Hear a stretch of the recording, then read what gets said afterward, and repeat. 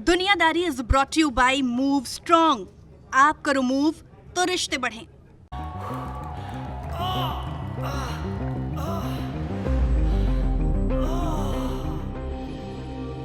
मोच न घुटनों में हो न रिश्तों में। Strong move 4-in-1। आप करो मूव तो रिश्ते बढ़ें। अब दर्द से राहत के साथ साथ पाव कीटाणुओं से सुरक्षा भी। स्ट्रॉन्ग मूव के साथ डेटॉल एंटीसेप्टिक लिक्विड बिल्कुल मुफ्त।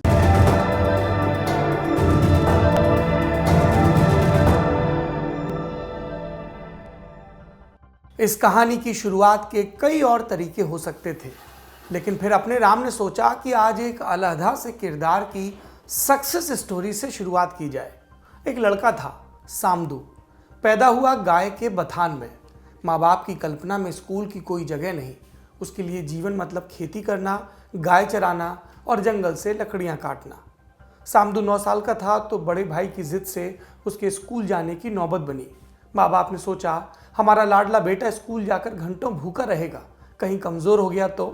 भोले माँ बाप ने युक्ति निकाली, तय किया सामदू के साथ एक गैया भी स्कूल जाएगी। जिंदगी यहाँ तक बेहतर थी, लेकिन इसके बाद साथ लग गई दुर्घटनाएं और दुश्वारियाँ। कभी सामदू किसी ढहे हुए घर के नीचे दब गया, कभी नदी में डूबते डूबते बचा, कभी ऊंचाई से नीचे गिर गया और डॉक्टरों ने कहा ये तो मर गया। पर सामदू बच गया। 12 साल का था तो परिवार बिखर गया, 14 साल का था तो स्कूल छूटा और 15 का हुआ तो माँ बाप तीर्थ के बहाने ले जाकर धोखे से उसकी शादी कराए। फिर सामदू के हुए 2 बच्चे, लेकिन उसके बाद पत्नी छोड़कर चली गई। काफ़ी इंतज़ार करने के बाद जब सामदू ने अपनी पसंद की लड़की से दूसरी शादी की तो पत्नी यानी पहली पत्नी लौट आई। सामदू ने सोचा जीवन में इतनी उलझने आई, क्या से क्या होता रहा, जिन चीज़ों पर वश नहीं उनका मैं क्या करूं। लेकिन ये तो कर सकता हूं कि पॉजिटिव रहूं, कभी नकारात्मकता ना फैलाऊं। खुशियां बांटने का वो संकल्प इतना अटूट था कि सामदू लोगों को खुश रहने का सीक्रेट सिखाने लगे। फिर वो मोटिवेशनल स्पीकर हो गए। इतना ही नहीं बल्कि उन्हें एक मुल्क की खुशहाली का जिम्मा भी सौंप दिया गया। वो उस मुल्क के पहले नेशनल हैप्पीनेस सेंटर के मुखिया बना दिए गए। कौन सा देश है ये? वही जिसका नाम सुनकर सबसे पहला शब्द ध्यान में आता है हैप्पीनेस, यानी कि खुशी। वो देश जिसका कहना है कि जीडीपी से कहीं ज़्यादा ज़रूरी है जनता की खुशी। और ये खुशी मापने का बैरोमीटर है जीएनएच, यानी ग्रॉस नेशनल हैप्पीनेस। इस देश का नाम है भूटान। बीते रोज इसी भूटान से एक साजिश की खबर आई, जिसमें सेना और न्यायपालिका के कुछ टॉप सीनियर्स की मिलीभगत बताई जा रही है। क्या है पूरा मामला, विस्तार से बताएंगे। नमस्ते, मेरा नाम सौरभ द्विवेदी है और ये लल्लन टॉप का अंतरराष्ट्रीय प्रसंगों से जुड़ा कार्यक्रम दुनियादारी है। अपनाइए 12 खास आयुर्वेदिक जड़ी बूटियों से बनी रूप मंत्र आयुर्वेदिक फेस क्रीम। ये कोई कॉस्मेटिक नहीं, आयुर्वेदिक औषधि है। हमारा पड़ोसी भूटान, हिमालय में बसा आखिरी किंगडम। भूटान शब्द का ठीक ठीक मतलब क्या है पक्का नहीं, लेकिन कई जानकार कहते हैं कि यह संस्कृत भाषा से निकला नाम है। संस्कृत में तिब्बत को कहते थे भोटा और तिब्बत के बगल में बसा देश कहलाता था भोटा अंत। मतलब यहाँ तिब्बत प्लेटू खत्म होता है। यही भोटा अंत आगे चलकर भूटान कहलाने लगा। करीब 38,000 स्क्वायर किलोमीटर में फैला ये छोटा सा और बहुत खूबसूरत देश है। अगर आप कभी नहीं गए तो ज़रूर जाइए। यहाँ की आबादी बमुश्किल 8 लाख की है। देश का 70% इलाका जंगलों से ढका है।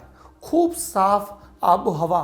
जीडीपी में ये दुनिया के सबसे गरीब देशों में है, लेकिन खुशहाली इंडेक्स में खूब संपन्न है। भूटान के उत्तर में है तिब्बत, जिस पर अब चीन का कब्जा है। इसके सबसे बड़े पड़ोसी हैं हम, जो कि भूटान की पश्चिम, दक्षिण और पूरब 3 दिशाओं की सीमा शेयर करते हैं। यहाँ की भाषा है ज़ोंगखा। इसमें भूटान को भूटान नहीं कहते। स्थानीय भाषा में भूटान का नाम है ड्रुकयूल, माने बिजली की तरह गरजने वाले थंडर ड्रैगन का देश। थंडर ड्रैगन तिब्बती माइथोलॉजी का एक किरदार है। ये भूटान का राष्ट्रीय प्रतीक भी है। थंडर ड्रैगन आपको भूटान के झंडे पर भी नजर आएगा। भूटान की कहानी ठीक ठीक कब शुरू हुई कोई नहीं जानता। इसका फॉर्मल इतिहास शुरू होता है बौद्ध धर्म के आगमन से। माना जाता है कि उसके पहले भी कमोबेश आज जितने ही भूभाग में ये एक आज़ाद ज़मीन रही थी। कोई एक सेंट्रल अथॉरिटी नहीं थी, कई अलग अलग रियासतें थी।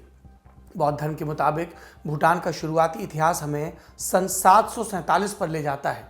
तब बौद्ध धर्म में एक बड़े गुरु थे, कुमार पद्म संभव। इन्हीं का एक नाम है गुरु रिम्पोचे। वो तिब्बत में रहते थे। कहते हैं कि 747 के साल में यही गुरु रिम्पोचे एक बाघ पर सवार होकर उड़ते हुए तिब्बत से भूटान आए। मकसद था यहाँ बौद्ध धर्म का प्रसार करना। मान्यता है कि भूटान आकर गुरु रिम्पोचे ने एक शैतान को हराया, एक बीमार राजा का इलाज किया। इन चमत्कारों से लोग प्रभावित हुए और बौद्ध धर्म के अनुयायी बनने लगे।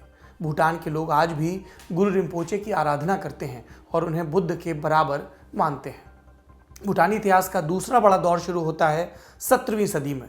ये दौर जुड़ा है तिब्बत से भाग कर आए कुछ बौद्धों से।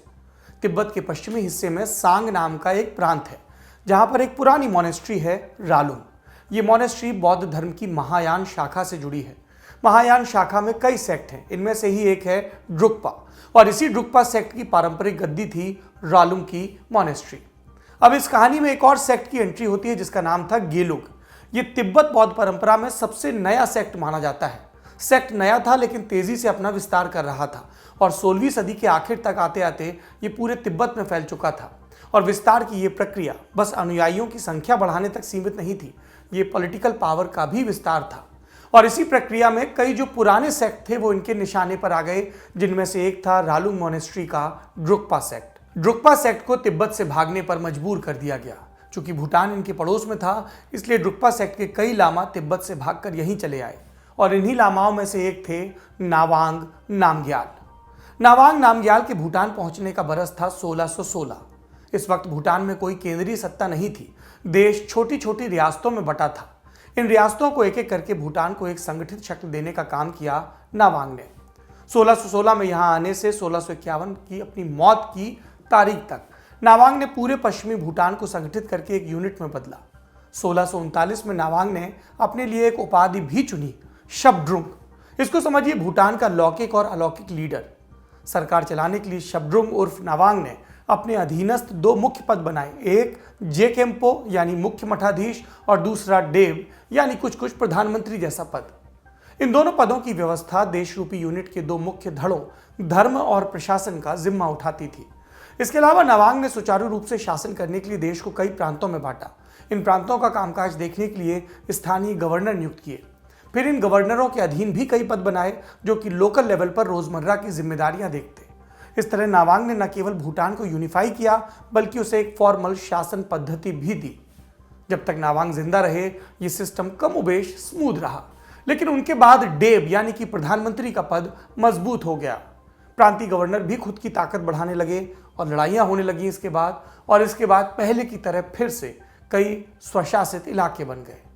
अब इस हिस्ट्री को थोड़ा सा फॉरवर्ड करते हैं और 18वीं सदी पर आ जाते हैं। इस वक्त भारत में मुगल साम्राज्य का पतन हो रहा था और मराठा साम्राज्य अपने चरम पर पहुंच रहा था। इसी दौर में भूटान के राजा भी अपना साम्राज्य बढ़ाने की कोशिश कर रहे थे। उनकी नज़र सीमावर्ती इलाकों पर थी और इनमें से एक इलाका था कूच बिहार का। उसने मुगलों से निपटने के लिए भूटान की मदद मांगी। मदद के चक्कर में समूचा कूच बिहार एक तरह से भूटान के कंट्रोल में आ गया और इसी कूच बिहार को लेकर फिर सीन में एंट्री हुई अंग्रेजों की। ये साल था 1772 का। अब तक पानीपत की लड़ाई हो चुकी थी, तीसरी मराठा बुरी तरह हार चुके थे और अंग्रेजों के लिए भारत का रास्ता खुल चुका था। ऐसे में अंग्रेजों ने कूच बिहार को एक चुनौती की तरह देखा। कूच बिहार में राजा की मौत हो गई थी। गद्दी पर कौन बैठेगा इसके लिए खेमेबाजी होने लगी। भूटान की कोशिश थी कि अगले राजा के चुनाव में उसका दखल हो ताकि उसकी पसंद का दावेदार गद्दी संभाले और भूटान के हित सुरक्षित करे। लेकिन यहाँ एक दिक्कत हुई।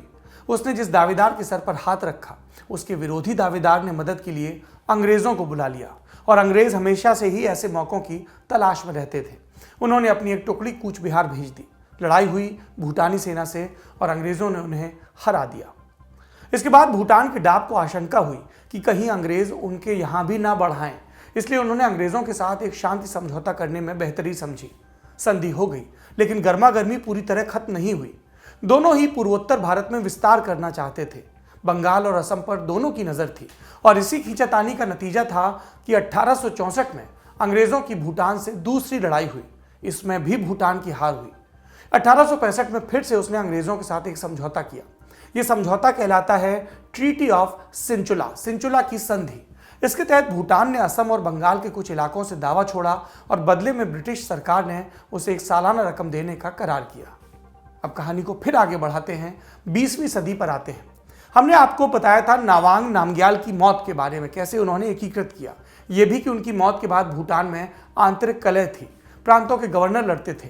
अंग्रेजों के दौर में भी उन्हें लगा कि अगर भूटान में एक मजबूत केंद्रीय ताकत हो तो हमारे लिए अच्छा होगा।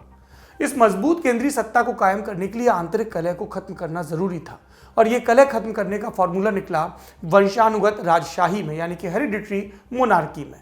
लेकिन यह सिस्टम शुरू किससे किया जाए, कौन हो सही दावेदार। इस रेस में दो नाम थे, एक पारो वैली का गवर्नर और दूसरा तोंगसा प्रांत का गवर्नर। तोंगसा के गवर्नर को अंग्रेजों के साथ दोस्ती का फायदा मिल सकता था, वो अंग्रेजों से कोऑपरेट करने के पक्षधर थे, इसलिए अंग्रेजों ने उन्हीं को अपना कैंडिडेट चुना। भूटान में ऐलान हो गया कि अब यहां एक राजशाही बनाई जाएगी। फिर इस आइडिया को जनता से भी समर्थन मिला और इस तरह 17 दिसंबर 1907 को तोंगसा के गवर्नर उग्येन वांगचुक की ताजपोशी हो गई और अब वो कहलाए ड्रुक ग्यालपो, यानी कि भूटान के राजा।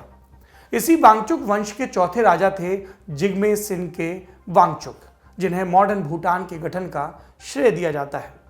जिग्मे से पहले के शासक भूटान की सरहदों में जैसे ताला लगाकर रखते थे, एकदम अलग थलग, किसी से संपर्क नहीं। लेकिन 1972 में जब जिग्मे की ताजपोशी हुई, तब तक ये हालात बदलने के लिए जमीन तैयार हो चुकी थी। अभी कोई भूटान में पैर नहीं रख सकता था, लेकिन जिग्मे ने अपनी ताजपोशी में ही विदेशियों को आमंत्रित कर लिया। भूटान आने का आमंत्रण जब विदेशी डिग्नेटरीज को मिला तो लोगों को लगा कि देश अब नए रास्ते पर चलने को तैयार है। 2 बरस बाद 1974 में भूटान को पर्यटकों के लिए भी खोल दिया गया, लेकिन सीमित और चुनिंदा पर्यटकों के लिए। ये सीमित क्यों? क्योंकि भूटान नहीं चाहता था कि नेपाल की तरह उसके यहाँ भी टूरिस्ट की भीड़ आ जाए। उसे खुलना तो था, लेकिन अपनी रफ्तार से। कहते हैं कि जिग्मे से ज़्यादा कोई पॉपुलर राजा हुआ नहीं भूटान में। उन्होंने भूटान में आधारभूत ढांचा बनाना शुरू किया, बिजली लेकर आए, सड़कें बनवाई, और उन्हीं का लाया कंसेप्ट है ग्रॉस नेशनल हैप्पीनेस, यानी जनता की असली खुशहाली मापने का सिस्टम। उन्होंने ही भूटान में लोकतंत्र की भी शुरुआत की। उन्होंने धीमे धीमे अपनी असीमित शक्तियों को कम किया। फिर 2006 में उन्होंने भूटान से एब्सोल्यूट मोनार्की का सिस्टम खत्म कर दिया।